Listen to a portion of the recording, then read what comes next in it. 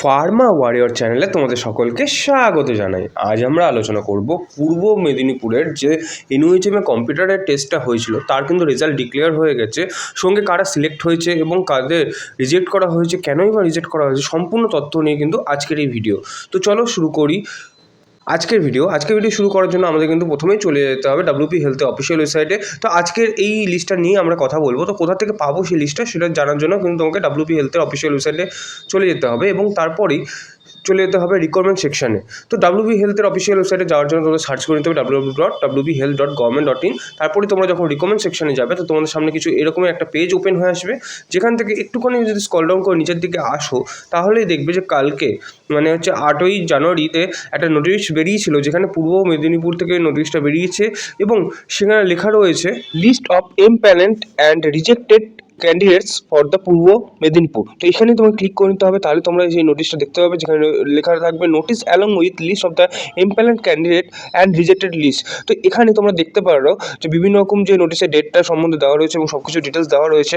এবং এখানে তোমরা দেখতে পারো যে ফার্মাসিস্টের যে লেখাটা রয়েছে, এখানে ফার্মাসিস্টের পোস্টটা রয়েছে, সেখানে যে কোডটা দেওয়া রয়েছে এনক্লোজার যেটা রয়েছে সেটা কিন্তু F নম্বর এনক্লোজারের মধ্যে দেওয়া রয়েছে। তো ডাইরেক্টলি আমি সেই এনক্লোজারের মধ্যে চলে যাব এবং সেখানে কতজনকে সিলেক্ট করা হয়েছে বা কারাই বা ওয়েটিং লিস্ট রয়েছে, যেখানে কীভাবে সেটাকে লিস্টটাকে সাজানো হয়েছে এবং কারা কত মার্কস পেয়ে সম্পূর্ণ ডিটেলস কিন্তু তোমাদের সঙ্গে শেয়ার করব।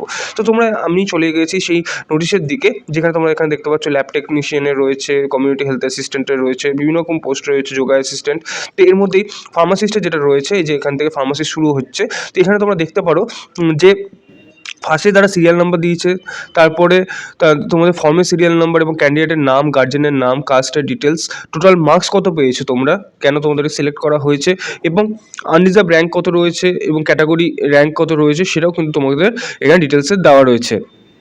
তো এখানে অনেকের কিন্তু 1 2 3 4 করে সকলেরই কিন্তু নাম পরপর করে দেওয়া রয়েছে এবং এখানে তোমরা যদি দেখো মোটামুটি 24 জনকে তারা মার্কস হিসেবে সিলেক্ট করেছে, কিন্তু এদের মধ্যে চাকরি পেয়েছে কতজন। তো এই চাকরি পেয়েছে কতজন বোঝার জন্য তোমাকে কিন্তু ডাইরেক্টলি চলে যেতে হবে যে পূর্ব মেদিনীপুরের যে এনইউএইচএমের লিস্টটা বেরিয়েছিল, যেখানে টোটাল সংখ্যাটা নিয়ে আলোচনা করা হয়েছিল, যে টোটাল কারা কতজনের সিট ছিল সেটা তোমাকে কিন্তু দেখে নিতে হবে। তো চলো তোমাদেরকে আমি সেই পুরনো নোটিফিকেশনটাতে নিয়ে যাই এবং সেখানে দেখিয়ে দিই তোমাদের টোটাল কতজনের কিন্তু ওখানে লিস্টের মানে কতজনকে সিলেক্ট করবে বলে বলেছিল, মানে কটা সিট ছিল সেটা সম্বন্ধে জেনে নিই। তো সেটার জন্য আমি কিন্তু চলে এসেছি সেই লিস্টটার মধ্যে এবং এখানে তোমরা দেখতে পাচ্ছ ফার্স্টেই যেটা রয়েছে, ফার্স্ট পোস্টে সিরিয়াল নম্বরে এনইউএইচএম ফার্মাসিস্ট বলে লেখা রয়েছে এবং এটাই সেই রিকোয়ারমেন্ট নোটিশ যেটা পূর্ব মেদিনীপুর ডিস্ট্রিক্টে বেরিয়েছিল।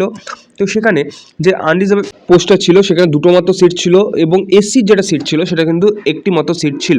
তো টোটাল 3টি সিটে কিন্তু পরীক্ষাটা ছিল এবং 3টি সিটের জন্য কিন্তু এই যে নোটিফিকেশনটা বেরিয়েছিল। তো এবার আমরা বুঝে নেব তাহলে আমাদের যে এই লিস্টটা দিয়েছে, যেখানে সিলেক্টেড করা হয়েছে, মানে টোটাল লিস্টটা দেওয়া হয়েছে যারা মানে পাস করেছে তাদের মধ্যে কারা সিলেক্টেড হয়েছে। তো এখানে তোমরা দেখতে পারো যে ফার্স্টে যেটা রয়েছে জেনারেল লিস্টের মধ্যে, আনরিজার্ভ লিস্টের মধ্যে 1 এবং 2 নম্বর মানে হচ্ছে সুশোভন মাইতি এবং শুভজিৎ মাঝি, এরা কিন্তু দুজনে সিলেক্টেড হয়ে গেছে পূর্ব মেদিনীপুরে এনইউএইচএম এর জন্য। তো এরপরে যেটা রয়েছে এসসি সিট, এখানে দেখতে পাচ্ছ সাগরময় খান, এই সাগরময় খান কিন্তু এসসি সিটের জন্য সিলেক্টেড রয়েছে। তো এরপরে যদি কেউ পেয়ে যায় তাহলে কিন্তু এই লিস্ট অনুযায়ী পরপর করে যদি কেউ জয়েন না করে তাহলে কিন্তু তার পরের জন করে ডাকতে থাকবে। তো এটাই হলো সেই সিলেক্টেড লিস্ট এবং কারা পেয়েছে তাদের সম্বন্ধে তোমাদের একটা আলোচনা মানে তোমরা বুঝতে পেরে গেলে এখান থেকে। তো এবার আমরা দেখে নেবো কাদেরকে রিজেক্ট করা হয়েছে বা কেনই বা রিজেক্টেড করা হয়েছে। তো সেটার জন্য আমাদের কিন্তু একদম নিচের দিকে চলে আসতে হবে এবং এখান থেকে তোমরা দেখতে পাবে যে ফার্মাসিস্টের যে একটা লম্বা লিস্ট থাকে সেই লম্বা লিস্টে কাদেরকে রিজেক্ট করা হয়েছে। তো এখানে সেই রিজেক্টেড লিস্টটা কিন্তু তারা ডিক্লেয়ার করেছে এবং এখানে দেখো যেমন প্রথম থেকে রয়েছে কিছু অ্যাবসেন্সের জন্য রিজেক্ট করা হয়েছে, যারা যারা ডকুমেন্টস ভেরিফিকেশন যায়নি তাদেরকে রিজেক্ট করা হয়েছে এবং যারা কম্পিউটার টেস্ট দিতে যায়নি তাদেরকে এখানে কম্পিউটার টেস্টের জন্য ডিক্লেয়ার করা হয়েছে, মানে রিজেক্ট করা হয়েছে এবং যারা কম্পিউটার টেস্টে পাস করতে পারেনি তাদেরকেও কিন্তু কম্পিউটার টেস্টে ফেল করে দেওয়ার জন্য ফেলড ইন কম্পিউটার টেস্ট বলে কিন্তু লেখা রয়েছে। তো এই সব কারণের জন্য কিন্তু বেসিক্যালি তোমাদের এখানে রিজেক্ট করা হয়েছে। আরও যেটা এক্সট্রা কারণ তোমরা এখানে দেখতে পাবে, তো সেটা হচ্ছে যে কারো যদি কোয়ালিফিকেশন ম্যাচ না করে বা কারো যদি সেরকমভাবে ডকুমেন্টস শো না করতে পারে তাহলে কিন্তু তাদেরও রিজেক্ট হচ্ছে, এটাও কিন্তু তুমি এখানে দেখতে পাবে। তো এই স্পেসিফিক কিছু কারণের জন্য কিন্তু কম্পিউটার টেস্টে যেমন এখানে দেখতে পাচ্ছ qualification mismatch and original documents not produced, মানে যিনি অ্যাপ্লাই করেছিলেন তিনি কিন্তু এখানে সম্পূর্ণ ডকুমেন্টস কিন্তু শো করতে পারেননি, তার জন্য তাকে রিজেক্ট করা হয়েছে। তো এই বেসিক কিছু কারণের জন্য কিন্তু রিজেকশনের কারণ রয়েছে। তো তোমরা তোমাদের নামটা এখান থেকে দেখে নিতে পারো যে কেন তোমাদের রিজেক্ট করা হয়েছে বা কেন বা তোমার সিলেক্ট হয়েছে এবং কত নম্বরে তোমাদের সিলেকশনের চান্স রয়েছে। তো সম্পূর্ণ ব্যাপারটা তোমার কাছে ক্লিয়ার হবে। তো খুব সুন্দর করে কিন্তু সাজিয়ে পূর্ব মেদিনীপুর কিন্তু তোমাদের সামনে তুলে ধরেছে যে কারদেরকে আমরা সিলেক্ট করেছি, কেনই বা সিলেক্ট করেছি। এটা আমার অত্যন্ত ভালো লেগেছে অন্যান্য এনইউএইচএমের সম্পূর্ণ টেস্টের তুলনায় এবং সম্পূর্ণ যে ম্যানেজমেন্ট রয়েছে সেই ম্যানেজমেন্টের তুলনায়। তো তোমরা যদি এই নোটিফিকেশনের ডিটেলসটি ডাইরেক্টলি পেয়ে যেতে চাও তাহলে অবশ্যই আমাদের টেলিগ্রাম গ্রুপটা রয়েছে, সেই টেলিগ্রাম গ্রুপে জয়েন করে নিও, সেখান থেকে তুমি এই নোটিফিকেশন ডিটেলসটি ডাইরেক্টলি পেয়ে যাবে। আর যাদের টেলিগ্রাম নেই তাদের জন্য কিন্তু হোয়াটসঅ্যাপ গ্রুপও রয়েছে, সেই হোয়াটসঅ্যাপ গ্রুপেও জয়েন করে সমস্ত নোটিফিকেশন ডিটেলসটা তুমি ডাইরেক্টলি অ্যাপ্লাই করতে পারো।